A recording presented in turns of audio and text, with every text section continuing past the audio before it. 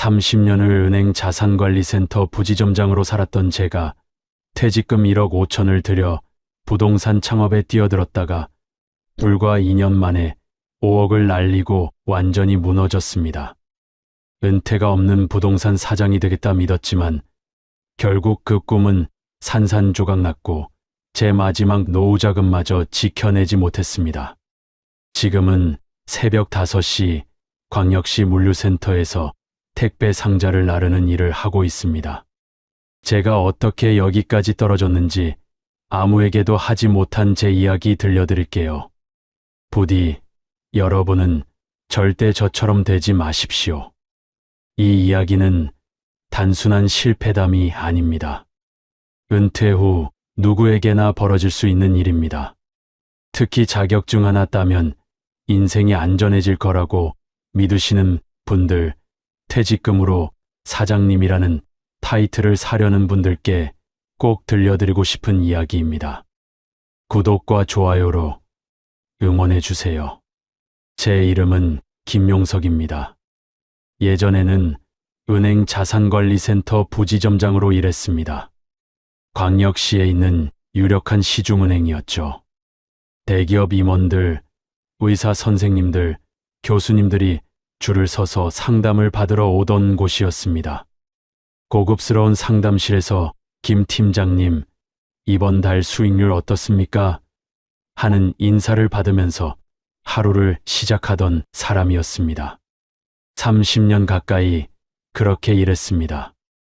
명함 한 장으로 사람들의 신뢰를 얻고 그 신뢰를 바탕으로 제 자리를 지켜왔죠. 솔직히 말하면 저는 제가 특별하다고 생각했습니다. 금융 전문가로서 경력도 있고 사람 보는 눈도 있고 시장 흐름을 읽는 능력도 있다고 믿었습니다. 그런데 50대 후반이 되니까 분위기가 달라지기 시작했습니다.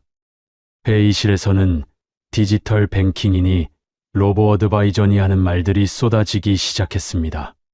세상은 너무 빨리 바뀌고 있었고 젊은 후배들은 그 변화 속도를 따라 저를 훌쩍 앞서가기 시작했습니다. 그러다 보니 자연스럽게 중요한 고객들이 젊은 팀장들에게 배정되기 시작했어요. 저는 여전히 부지점장이라는 직함은 있었지만 실제로는 뒷전으로 밀려나고 있다는 걸 느낄 수 있었습니다. 회의 때 제 의견이 묵살되는 횟수가 늘어났고 인사평가 점수도 예전만 못했습니다. 그때부터였습니다. 밤에 잠을 제대로 못 자기 시작한 게 새벽 3시면 저절로 눈이 떠져 천장만 바라보곤 했습니다.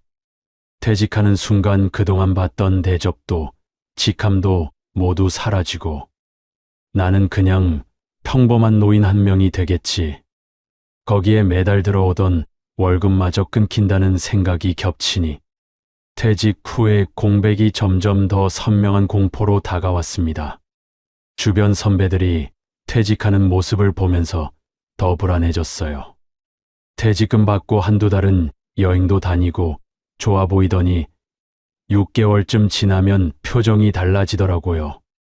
갈 곳이 없는 사람처럼 카페에서 시간을 때우거나 동호회 활동에 매달리거나 심한 경우에는 술로 하루를 보내는 분들도 계셨습니다. 저는 다짐했습니다. 절대 그렇게 되지 않겠다고. 퇴직 후에도 전문가로 인정받으며 살아가겠다고. 그래서 시작한 게 공인중개사 공부였습니다. 퇴직 2년 전부터 몰래 준비했습니다. 퇴근하고 나면 독서실로 갔어요. 가족한테도 말하지 않았습니다. 부지점장 자리에 있는 사람이 자격증 공부한다는 게 창피하게 느껴졌거든요. 주말에는 카페에 앉아서 민법, 부동산 공법 문제집을 풀었습니다. 60 가까운 나이에 외우는 게 정말 쉽지 않았어요. 젊을 때는 한 번 보면 기억됐던 것들이 이젠 10번을 봐도 헷갈렸습니다. 그래도 포기하지 않았습니다. 은행 밖에서도 전문가로 인정받고 싶다. 이 한 가지 생각이 저를 버티게 해줬어요. 그리고 퇴직 후 정확히 2년 만에 합격 문자를 받았습니다. 휴대폰 화면에 뜬 합격 두 글자를 보는 순간 눈물이 나더라고요. 이게 내 인생을 지켜줄 구명줄이라고 생각했습니다. 합격하고 나니 자신감이 생겼습니다. 아니, 자신감을 넘어서 일종의 도취감 같은 게 있었어요. 나는 남들과 다르게 준비했다. 나는 금융 경력도 있고 자격증도 있으니까 성공할 수 있다. 이런 생각에 사로잡혀 있었습니다. 지금 생각하면 그게 착각이었다는 걸 알지만 그때는 정말 그렇게 믿었어요. 퇴직금으로 2억 5천만 원을 받았습니다. 30년 동안 일하고 받은 돈이었죠. 아내는 이 돈을 노후자금으로 쓰자고 했습니다.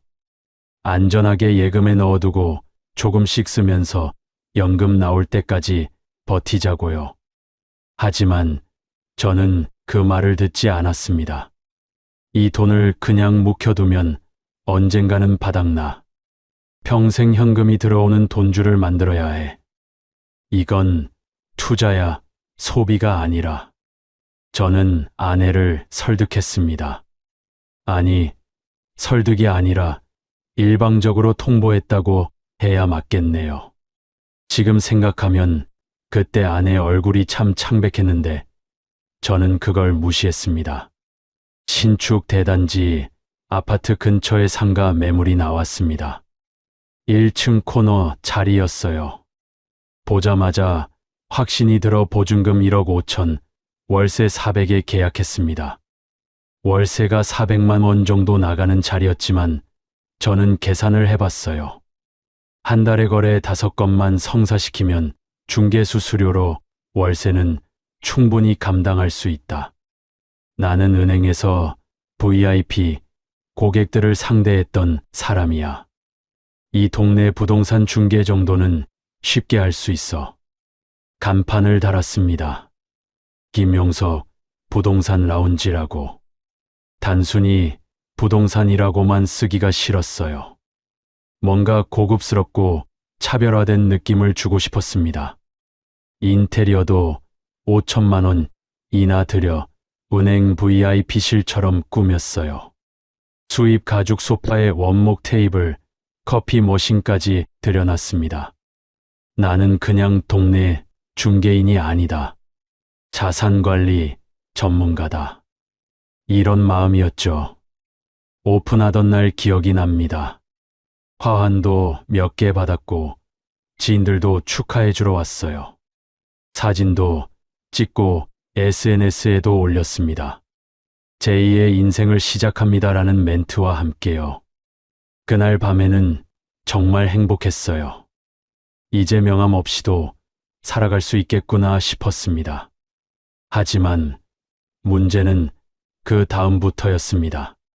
신축 아파트 단지라고 해서 사람들이 북적일 거라고 생각했는데 막상 문을 열고 보니 유동인구가 거의 없었습니다. 입주가 예정보다 석 달이나 늦어지면서 상가 전체가 텅 비어 있었어요.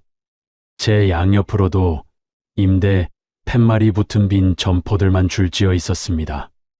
아침 9시에 출근해서 저녁 7시까지 사무실에 앉아 있어도 문에 전화 한 통 오지 않는 날이 태반이었습니다. 가끔 누가 지나가다 들어오나 싶으면 화장실 어디 있어요? 물어보고 나가거나 전단지 돌리는 사람이 들어와서 광고지만 놓고 가는 경우였죠. 그래도 고정비는 가차 없이 나갔습니다. 월세 400만 원, 관리비 50만 원, 인터넷에 전기세, 보험료까지 합치면 한 달에 500만 원 가까이 빠져나갔어요. 거래는 한 건도 없는데 통장 잔고만 줄어드는 게 보이는 거예요. 처음 한두 달은 아직 단지가 완전히 입주가 안 됐으니까 그렇지 조금만 기다리면 괜찮아질 거야 이렇게 생각했습니다. 그렇게 석 달이 지나고 넉 달이 지나도 상황은 나아지지 않았어요. 오히려 더 나빠졌습니다. 입주가 시작되긴 했는데 예상했던 것보다 훨씬 느렸어요. 분양받은 사람들 중에 실거주 목적이 아니라 투자 목적으로 산 사람들이 많았던 거죠. 그러다 보니 실제로 들어와서 사는 세대가 절반도 안 됐습니다. 저녁 때 단지를 둘러봐도 불 켜진 집이 드문드문이었어요. 그래도 저는 포기하지 않았습니다.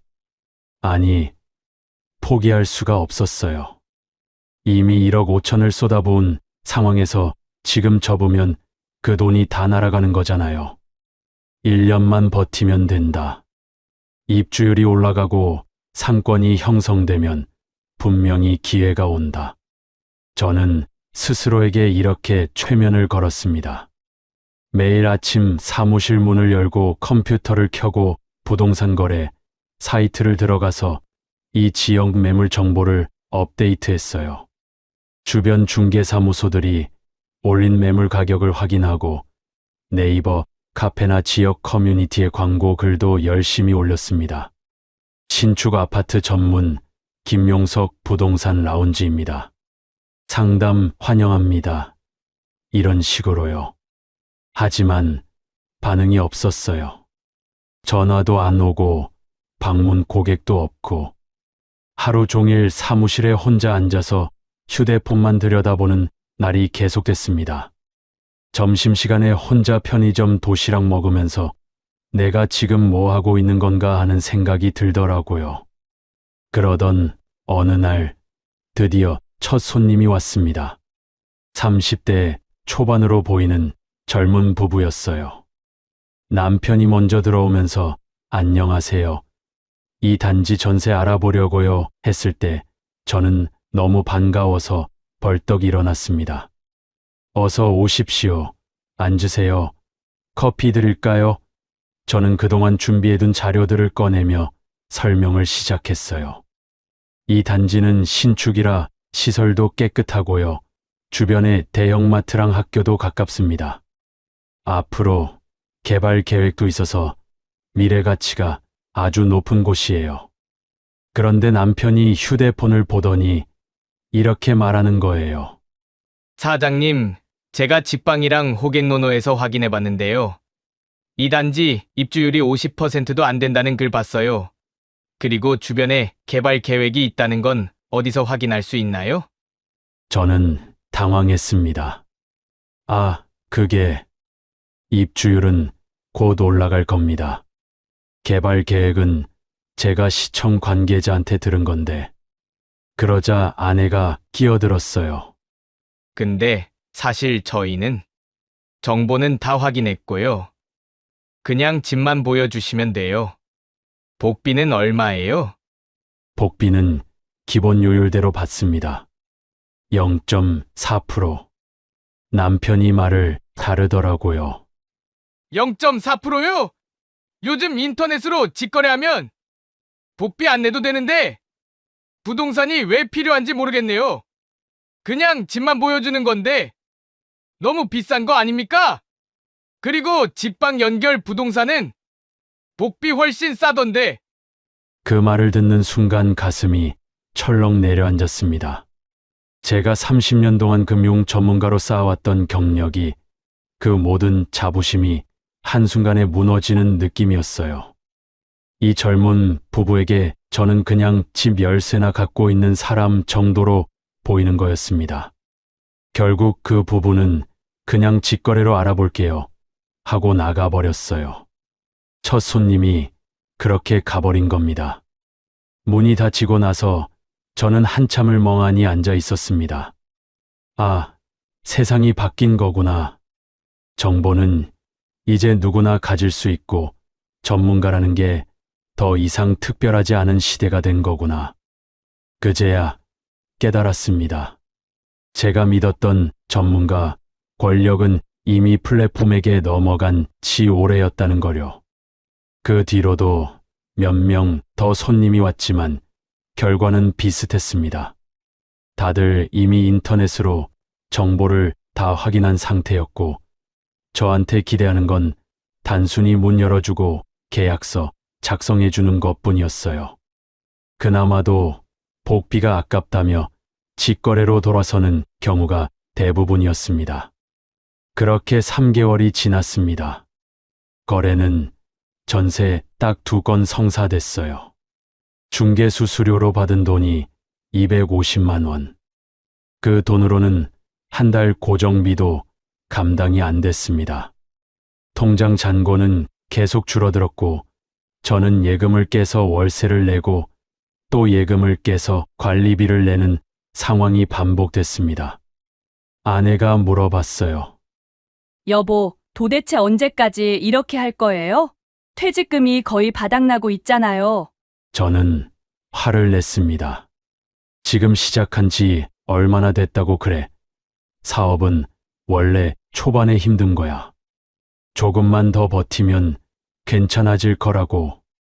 하지만 속으로는 알고 있었어요. 이건 버틴다고 해결될 문제가 아니라는 걸. 입주율도 안 오르고 상권도 안 생기고 게다가 시대가 변해서 중개업 자체의 가치가 떨어진 거였으니까요. 그때 희망처럼 보이는 소식이 들렸습니다. 이 단지 근처에 경전철이 들어온다는 이야기였어요. 동네의 부동산 모임에서 들은 소식이었습니다. 옆 사무실 사장님이 귀띔해줬어요. 김 사장님, 이번에 경전철 확정된대요. 2년 안에 착공 들어간다더라고요. 우리 이제 좀 살겠어요. 저는 그 말을 듣고 가슴이 뛰었습니다. 드디어 기회가 왔구나. 경전철만 들어오면 이 지역 집값이 오를 거고, 그러면 거래도 활발해질 거야. 마치 사막에서 오아시스를 발견한 것 같은 기분이었어요. 그때부터 저는 경전철 호재를 적극적으로 활용하기 시작했습니다. 손님이 오면 여기 곧 경전철 들어와요. 지금이 매수 적기입니다. 나중에 역세권 되면 지금보다 최소 20%는 오를 겁니다. 이렇게 말했죠. 실제로 몇 건의 매매 계약이 성사됐습니다. 젊은 신혼부부가 25평 아파트를 매수했고 40대 직장인이 투자 목적으로 30평을 샀어요. 중개 수수료로 1,000만 원 넘게 들어왔습니다. 3개월 동안 거래 2건 하던 제가 한 달 만에 2건을 성사시킨 겁니다. 그때부터 거래가 증가하기 시작했어요. 그때 저는 착각했어요. 역시 내가 맞았어. 조금만 버티면 되는 거였어. 이제부터 본격적으로 사업이 풀리는 거야. 통장에 돈이 들어오니까 그동안의 불안이 싹 사라지는 것 같았습니다. 아내한테도 자랑했어요. 봤지? 내가 뭘 했어. 조금만 참으면 된다고 했잖아. 이번 달 수입이 1,000만 원 넘었어. 아내는 조심스럽게 물었습니다. 그래도 여보, 아직 원금도 못 건진 거 아니야? 저는 짜증을 냈죠. 그러니까 지금부터 벌면 되잖아. 왜 자꾸 부정적으로만 생각해? 그로부터 석 달쯤 지났을 때였습니다. 시청에서 발표가 났어요. 경전철 사업이 무기한 연기된다는 내용이었습니다. 금리 인상과 원자재 값 상승으로 사업비가 당초 예산의 2배 가까이 늘어났고 시 재정으로는 감당이 안 된다는 거였죠. 처음에는 믿기지 않았어요. 이게 무슨 소리야? 확정됐다고 했잖아. 시청 홈페이지에 들어가서 공지를 확인했습니다. 정말로 무기한 연기라고 적혀 있더라고요. 제 손이 떨렸습니다. 더 큰 문제는 그 다음부터 시작됐습니다. 제가 경전철 호재를 믿고 집을 샀던 고객들한테서 전화가 오기 시작한 거예요. 가장 먼저 연락 온 사람은 25평을 샀던 신혼부부 남편이었습니다. 사장님, 경전철 무기한 연기됐다는데 이게 무슨 일입니까? 사장님 말씀 믿고 샀는데요. 그게 저도 방금 알았습니다. 시에서 갑자기 발표를 한 거라. 갑자기요? 사장님은 전문가 아니세요? 이런 것도 모르고 손님한테 권했단 말입니까? 지금 집값 떨어지고 있어요. 제가 산 가격보다 5천만 원 낮게 나온 매물도 있던데요. 전화를 끊고 나니 식은땀이 났습니다. 그런데 그게 끝이 아니었어요. 30평을 샀던 직장인한테서도 연락이 왔습니다. 임 사장님, 제가 투자 목적으로 샀는데 지금 세입자 구하기도 힘들고 집값은 떨어지고 난리입니다. 어떻게 책임지실 겁니까? 죄송합니다. 하지만 이건 제가 어쩔 수 없는 부분이. 어쩔 수 없다고요? 사장님이 경전철 들어온다고 그렇게 확신하셨잖아요? 그 말 믿고 대출까지 받아서 샀는데 지금 이자만 몇백씩 나가는 거 아세요? 저는 말문이 막혔습니다. 변명할 여지가 없었어요. 실제로 제가 경전철이 확실하다고 말했고, 그걸 믿고 사람들이 큰 돈을 투자한 거니까요. 더 끔찍한 일은 며칠 후에 터졌습니다. 이 단지의 하자 문제가 유튜브 부동산 폭로 채널에 올라간 겁니다. 신축 아파트 충격의 하자 수준이라는 제목이었어요. 영상을 보니까 입주민들이 직접 촬영한 화면들이 나왔습니다. 거실 벽에서 물이 새는 장면, 바닥 난방이 안 되는 방, 지하 주차장 기둥의 철근이 그대로 드러난 모습까지. 댓글에는 이게 신축이라고, 건설사 이름 공개해라, 이런 반응들이 달렸고 조회수가 순식간에 10만을 넘어갔어요. 그 영상이 퍼지면서 아파트 이미지가 바닥으로 떨어졌습니다. 예비 매수자들은 발길을 끊었고 전세를 알아보던 사람들도 모두 취소했어요. 제 사무실 전화는 거래, 문의가 아니라 항해 전화로 가득 찼습니다.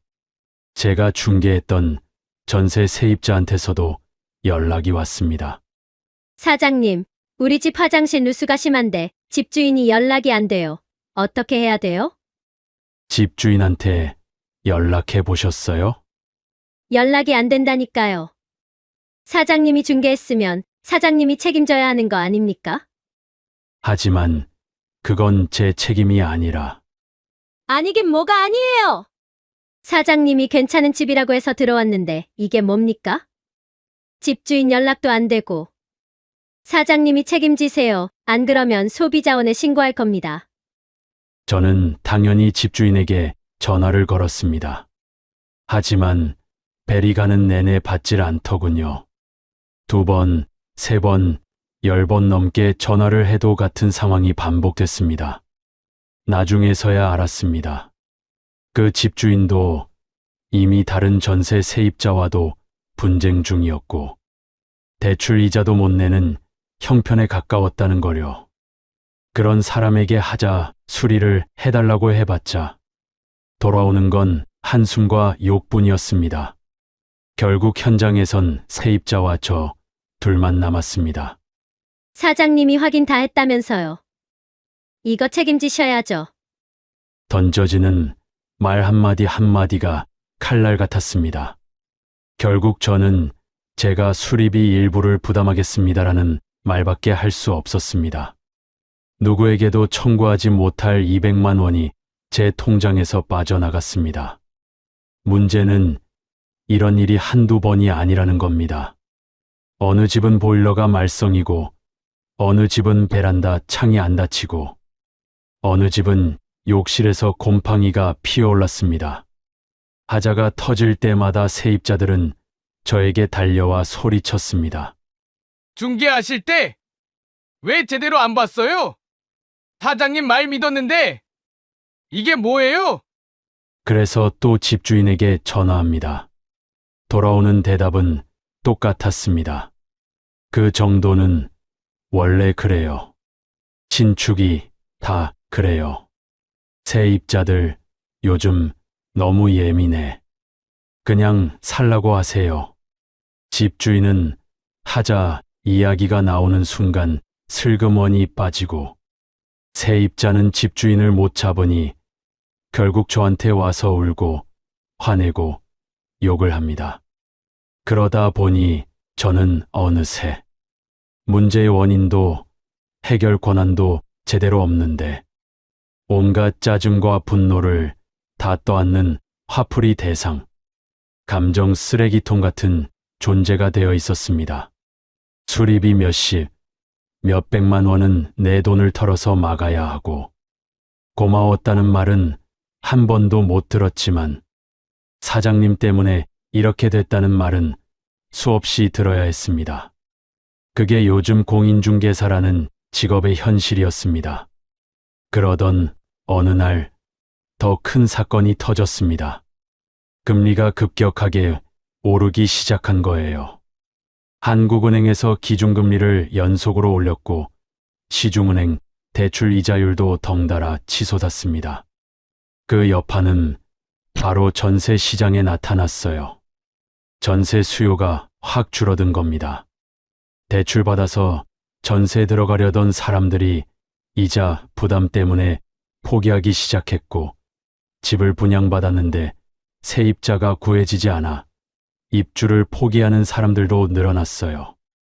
이 단지에서도 입주 포기 물량이 쏟아져 나왔습니다.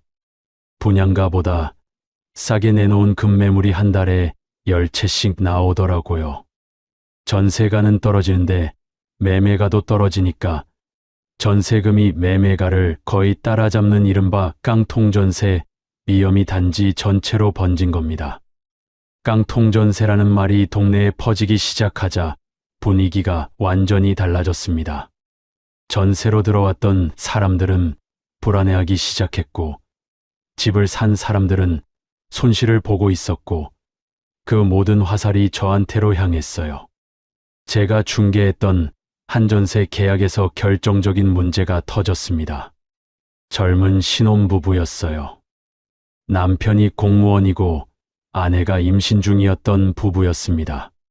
전세금 3억을 대출받아서 들어간 집이었죠. 그 집 주인이 부도가 난 겁니다. 집 주인이 여러 채를 갭 투자로 매입했는데 금리가 오르면서 이자를 감당 못하게 된 거예요. 결국 그 건물이 경매로 넘어갔고 세입자였던 그 신혼부부는 보증금을 받지 못하게 생겼습니다. 어느 날 오후였어요. 사무실 문이 벌컥 열리면서 그 부부가 들어왔습니다. 아내는 임신 7개월쯤 되어 보였는데 눈이 퉁퉁 부어 있었어요. 남편은 얼굴이 새하얗게 질려 있었고요. 사장님, 이거 어떻게 된 일입니까? 남편의 목소리가 떨리고 있었습니다. 제가 어제 연락받았습니다. 정말 죄송합니다만. 죄송하다고요? 지금 저희 보증금이 싹 다 날아갈 판인데 죄송하다는 말로 끝입니까? 남편이 책상을 탁 치면서 소리를 질렀어요. 아내가 주저앉으면서 울기 시작했습니다. 저희 이제 어떡해요? 아기도 곧 태어나는데 대출 이자만 매달 100몇십씩 나가는데 사장님 말 믿고 들어왔잖아요. 정말 죄송합니다. 하지만 집주인 신용도는 제가 확인했었고 당시에는 문제가 없었습니다. 확인했다고요? 남편이 비웃듯이 말했습니다. 제대로 확인했으면 이런 일이 생겼겠습니까? 사장님은 전문가 아닙니까? 30년 은행 다니셨다면서요? 그런 사람이 이런 것도 못 걸러냈다는 게 말이 됩니까? 저는 할 말이 없었습니다. 실제로 제가 그 집주인의 재무 상태를 꼼꼼히 확인하지 않았거든요. 그냥 등기부등본에 근저당이 좀 있긴 했지만 전세금보다는 여유가 있어 보여서 괜찮다고 판단했던 겁니다. 사장님이 책임져야죠. 최소한 변호사 비용이라도 대주셔야 하는 거 아닙니까? 남편이 따져 물었어요. 그 순간 사무실 밖에 사람들이 모여들기 시작했습니다. 소리를 듣고 구경하러 나온 거예요. 휴대폰을 들고 있는 사람도 보였습니다. 찍으려는 건지 아니면 이미 찍고 있는 건지 모르겠더라고요. 저는 식은땀이 흘렀습니다. 이게 영상으로 찍혀서 인터넷에 올라가면 나는 완전히 끝장이야. 그런 생각이 머리를 스쳤어요. 알겠습니다. 제가 할 수 있는 선에서 도와드리겠습니다. 저는 떨리는 목소리로 말했습니다. 그 뒤로 일주일 동안 그 부부와 협상을 했어요. 결국 합의금 명목으로 2천만 원을 주기로 했습니다. 변호사 비용하고 당장 급한 생활비를 보태라고요. 제가 그동안 모아둔 예금을 거의 다 털어서 준 돈이었습니다. 하지만 그걸로 끝이 아니었습니다. 그 소문은 동네에 순식간에 퍼졌습니다. 단지 카페, 맘카페, 입주민 단톡방. 하루아침에 제 이름이 주의해야 할 중개사라는 꼬리표를 달았습니다. 그리고 손님들이 하나둘 사무실로 찾아오기 시작했습니다. 경전철 호재를 믿고 매매했던 한 직장인은 문을 박차고 들어와 다짜고짜 말했습니다. 사장님이 고착공이라면서요? 집값 떨어진 건 사장님이 책임지셔야 하는 거 아닙니까? 하자 있는 집에 전세로 들어갔던 세입자도 찾아와 말했습니다. 보일러 고장 나서 기사 불렀는데 40만 원이 나왔어요. 이거 절반은 사장님이 내셔야죠. 사장님이 확인했다면서요. 어떤 손님은 더 노골적이었습니다. 저를 천천히 훑어보더니 낮은 목소리로 말했습니다. 사장님, 이거 조용히 해결하시는 게 좋습니다. 제가 단지 카페에 글 하나만 올리면 사장님 장사 하루 만에 끝나는 거 아시죠? 평판은 한순간이에요. 알아서 하시죠? 그 말이 얼마나 무서운 협박인지 중개업을 해본 사람은 다 압니다. 저는 결국 손님 한 명을 찾아가 고개 숙여 사과하고 달래고 협상했습니다. 너무 죄송합니다. 이건 제가 일부 보태겠습니다. 이런 말만 반복했습니다. 누군가에게는 50만 원, 누군가에게는 100만 원. 법적으로 제 책임이 아니라는 걸 알면서도 소송이라도 걸리면 더 큰 돈이 들어갈 게 뻔해서 저는 막을 수 있는 건 돈으로 막는 수밖에 없었습니다. 그렇게 6개월 동안 합의금으로 나간 돈이 7천만 원이 넘었습니다. 퇴직금은 이미 바닥났고 결국 은행에서 대출을 받았어요. 담보 대출로 1억을 빌렸습니다. 이자만 매달 400만 원씩 나갔죠. 아내가 통장을 보더니 말했습니다. 여보, 이제 그만해요. 이러다가 우리 집까지 날리겠어요. 조금만 더 버티면. 뭘 더 버텨요. 보세요. 통장에 남은 돈이 얼마예요? 대출 이자는 어떻게 갚을 건데요? 제발 정신 차려요. 아내가 울면서 소리를 질렀습니다. 결혼하고 30년 동안 한 번도 그렇게 큰 소리로 말하는 걸 본 적이 없었는데 그날은 정말 절규하듯이 울었어요. 저도 알고 있었습니다. 이미 끝났다는 걸. 하지만 인정하고 싶지 않았어요. 제가 30년 동안 모은 돈이 제 인생의 전부가 이렇게 무너진다는 게 믿기지 않았습니다. 그런데 제 몸이 먼저 신호를 보냈습니다. 어느 날 저녁이었어요. 손님항에 전화를 받고 있는데 갑자기 숨이 턱 막히는 느낌이 들었습니다. 가슴이 조여들면서 심장이 제멋대로 뛰기 시작했어요. 손은 떨렸고 식은땀이 흘렀습니다. 이러다 죽는 건가? 저는 그 자리에서 바닥에 주저앉았습니다. 한참을 그렇게 있다가 겨우 정신을 차리고 병원에 갔어요. 의사가 말했습니다. 공황발작입니다. 극심한 스트레스 때문에 온 거예요. 이 정도 상태면 일을 계속하시면 안 됩니다. 심각한 우울증으로 이어질 수 있어요. 하지만 제가 일을 안 하면, 건강을 잃으면 아무것도 못합니다. 환자분, 지금 당장 일을 그만두고 쉬셔야 합니다. 약을 처방해 드릴 테니 규칙적으로 드시고 최소 6개월은 쉬셔야 해요. 병원에서 나오는 길에 사무실 간판이 보였습니다. 김용석 부동산 라운지. 그 간판을 보는 순간 눈물이 났어요. 제가 그렇게 자랑스러워했던 그 간판이 이제는 제 목을 조르는 올가미처럼 느껴졌습니다. 그날 저녁 저는 결국 폐업하기로 결심했습니다. 폐업 절차를 시작했습니다. 중개사무소 등록을 취소하고 임대차 계약 해지 통보를 했어요. 원상복구 비용도 만만치 않았습니다. 인테리어 할 때 들였던 돈이 2천만 원이었는데 철거하고 원래대로 돌려놓는 데만 800만 원이 들어갔어요. 수입 가죽 소파, 원목 책상, 커피 머신 이런 것들은 중고로 팔았는데 다 합쳐도 200만 원도 안 됐습니다.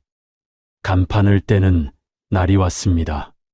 철거 업체 사람들이 와서 크레인을 설치했어요. 김용석 부동산 라운지라고 쓰인 간판이 천천히 들어 올려지더니 트럭에 실렸습니다. 저는 멀리서 그 모습을 지켜봤어요. 간판이 트럭에 실리는 순간 제 안에서 뭔가가 무너지는 느낌이었습니다. 30년 동안 쌓아온 정체성이, 전문가라는 자부심이, 사장님이라는 허울이 저 간판과 함께 사라지는 것 같았어요. 집으로 돌아와서 계산을 해봤습니다. 초기 투자금 2억 원, 여기에 2년 동안 월세랑 관리비로 나간 돈이 1억 5천만 원, 합의금으로 나간 돈이 7천만 원, 폐업 비용이 1천만 원. 그리고 대출 이자까지 합치면 총 손실액이 5억 원에 달했습니다. 퇴직금 2억 5천은 이미 다 날아갔고 거기에 대출까지 1억 5천을 받은 상태였어요. 결국 30년 동안 모은 돈을 날린 것도 모자라서 빚까지 진 겁니다. 62세 나이에 아내는 더 이상 아무 말도 하지 않았습니다. 화를 낼 기력도 없는 것 같았어요. 그냥 방구석에 앉아서 멍하니 창밖만 바라보고 있었죠. 아들한테 전화가 왔습니다. 아빠, 어떻게 된 거예요? 엄마한테 들었는데 폐업했다면서요? 돈은 얼마나 잃었어요? 5억 정도. 전화기 너머로 한숨 소리가 들렸습니다. 아빠, 제가 뭐라고 했어요? 요즘 같은 불경기에 창업은 무리라고 말씀드렸잖아요. 알아. 내가 잘못했어. 잘못했다고 끝나는 게 아니잖아요. 지금 대출 이자는 어떻게 갚을 건데요? 아빠 나이가 62세예요. 이제 어디 가서 일자리 구하기도 힘들어요. 아들의 말이 맞았습니다. 저는 이제 갈 곳이 없었어요. 은행으로 돌아갈 수도 없고 부동산은 완전히 실패했고 62세 나이에 새로운 일을 시작하기에는 너무 늦었습니다. 그날 이후로 6개월 동안 저는 거의 폐인처럼 지냈습니다. 아침에 일어나도 할 일이 없었어요. 그냥 집에서 TV만 보거나 침대에 누워 있었죠. 약을 먹어도 공황 증상은 자주 찾아왔습니다. 길을 걷다가도 갑자기 숨이 막히고 가슴이 조이는 느낌이 들곤 했어요. 가장 힘들었던 건 사람들 시선이었습니다. 동네에서 아는 사람을 만나면 다들 아는 듯한 표정을 지었어요. 김 사장님, 요즘 어떻게 지내세요? 하고 묻는데 그 말 속에 담긴 의미를 저는 알 수 있었습니다. 부동산 망했다면서요? 마트에 가는 것도 무서웠어요. 혹시 예전 손님을 만나면 어떡하나 싶어서요.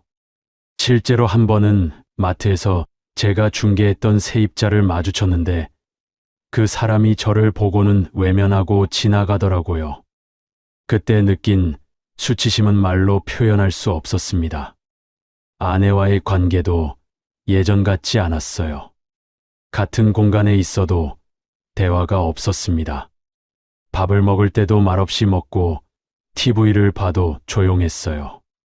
아내가 한숨 쉬는 소리가 들릴 때마다 제 가슴이 찢어지는 것 같았습니다. 그렇게 6개월이 흘렀습니다.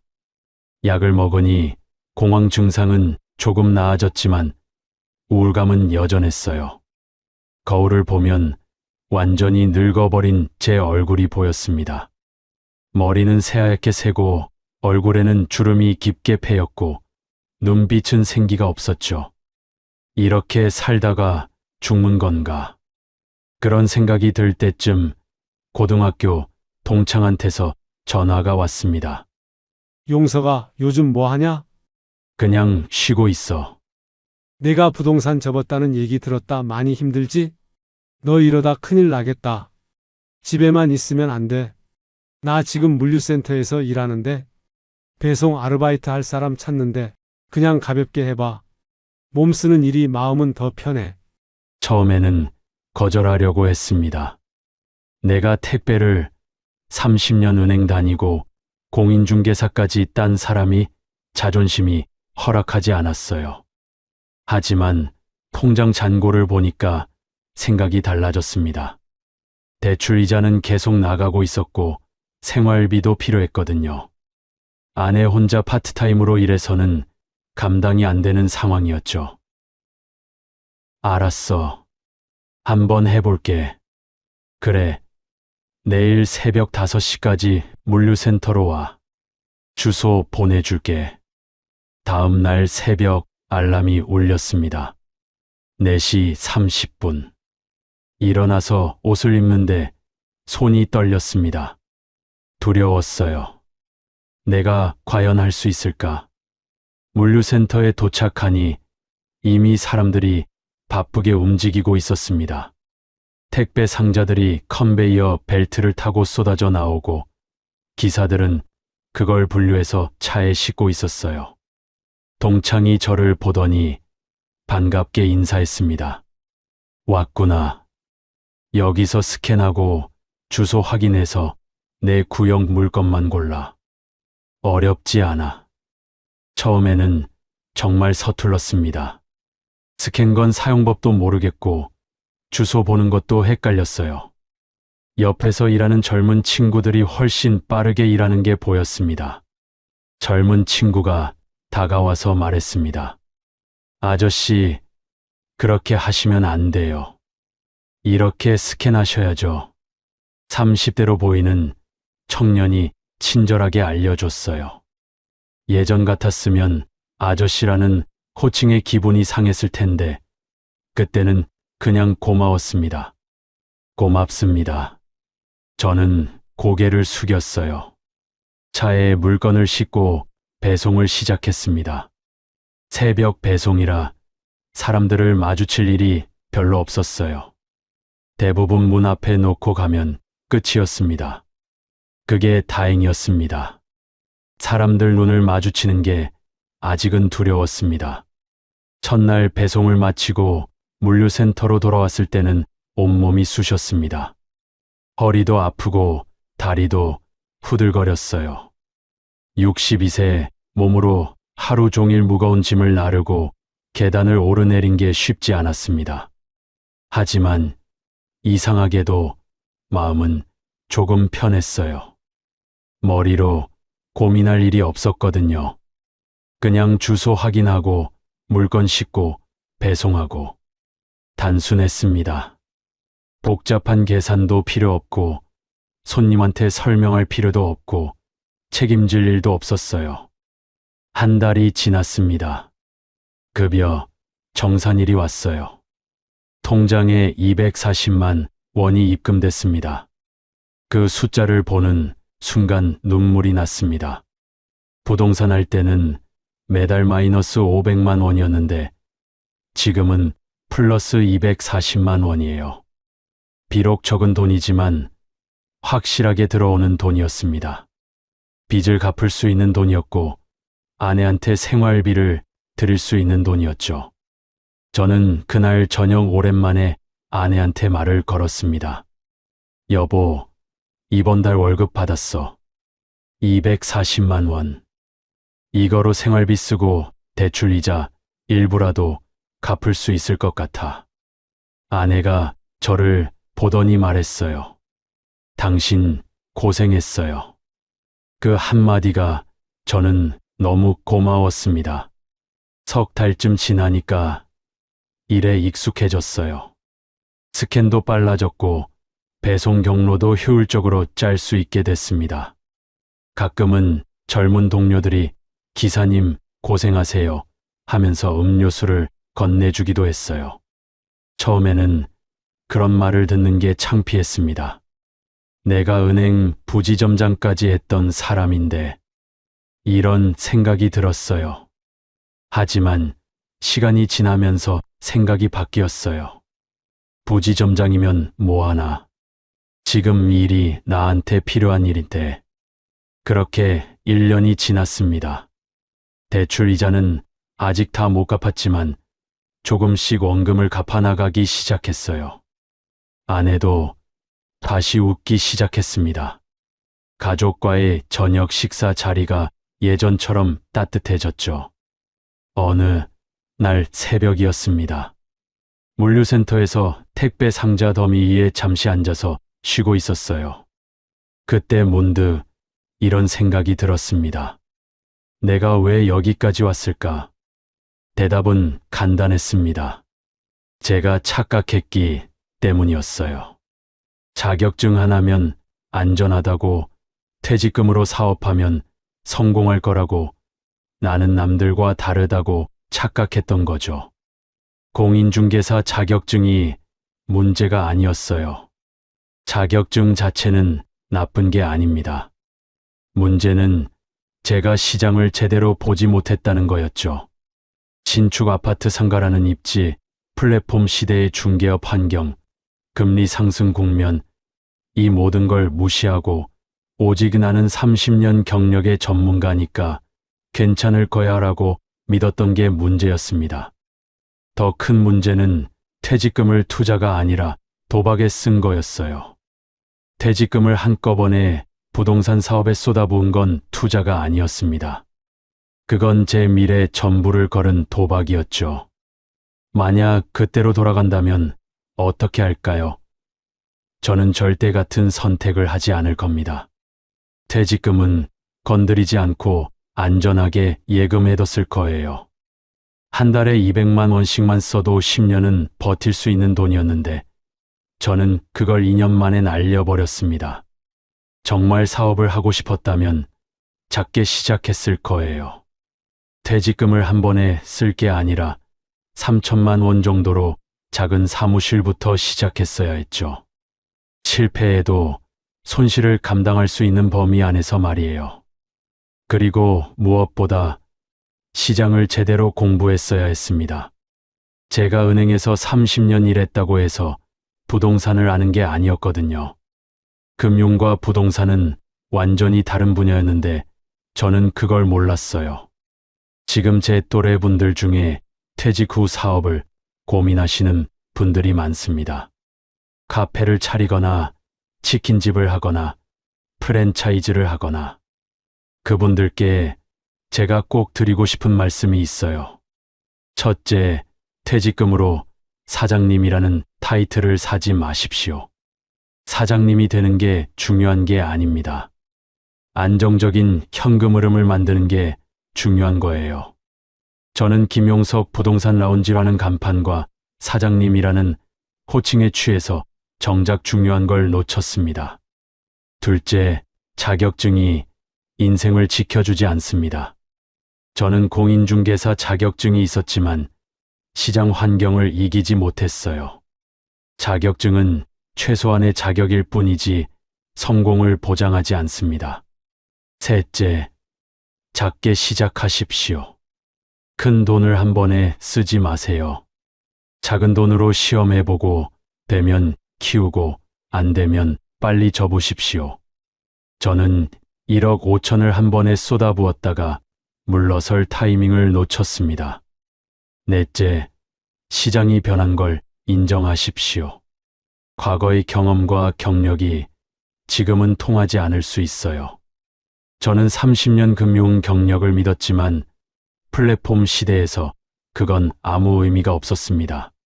다섯째, 일하는 게 부끄러운 게 아닙니다. 저는 지금 택배 기사로 일하고 있습니다. 처음에는 수치스러웠어요. 하지만 지금은 압니다. 이게 부끄러운 게 아니라는 걸. 정직하게 일해서 돈을 버는 게 훨씬 떳떳한 일이라는 걸요. 마지막으로 미래의 큰 꿈을 좇느라 지금 손에 쥔 행복을 놓치지 마세요. 여러분, 노후는 화려하게 살 필요가 없습니다. 그냥 평범하게 불안하지 않게 빚 없이 사는 것만으로도 충분히 행복할 수 있어요. 제발 저처럼 어리석은 선택을 하지 마시고 지금 손에 쥔 것들을 지키세요. 그게 진짜 현명한 겁니다. 저는 지금도 새벽마다 물류센터에서 택배 상자를 나릅니다. 5억을 날린 62세 남자의 하루는 이렇게 시작됩니다. 하지만 후회만 하며 살지는 않으려고 합니다. 오늘도 성실하게 일하고 조금씩 빚을 갚아가며 아내와 함께 소박하게 살아갈 겁니다. 여러분도 건강하시고 지혜로운 선택하시길 바랍니다. 긴 이야기 들어주셔서 감사합니다. 제 실패가 누군가에게는 교훈이 되었으면 좋겠습니다. 구독과 좋아요로 응원해 주신다면 큰 힘이 됩니다. 감사합니다.